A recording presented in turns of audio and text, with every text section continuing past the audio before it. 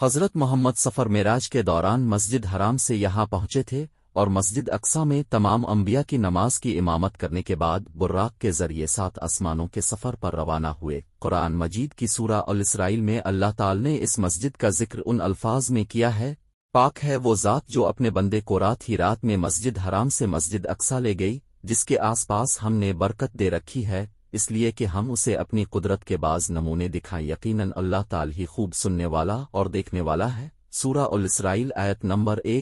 احادیث کے مطابق دنیا میں صرف 3 مسجدوں کی جانب سفر کرنا باعث برکت ہے، جن میں مسجد حرام، مسجد اقصی اور مسجد نبوی شامل ہیں۔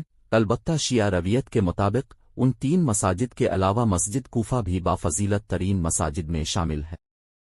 حضرت ابوذر سے حدیث مروی ہے کہ میں نے رسول اکرم سے پوچھا کہ زمین میں سب سے پہلے کون سی مسجد بنائی گئی، تو نبی پاک نے فرمایا مسجد حرام، بیت اللہ۔ تو میں نے کہا کہ اس کے بعد کون سی ہے؟ تو نبی پاک فرمانے لگے مسجد اقصی۔ میں نے سوال کیا کہ ان دونوں کے درمیان کتنا عرصہ ہے؟ تو نبی صلی اللہ علیہ وآلہ وسلم نے فرمایا کہ 40 سال۔ پھر جہاں بھی تمہیں نماز کا وقت آ جائے نماز پڑھ لو، کیونکہ اسی میں فضیلت ہے۔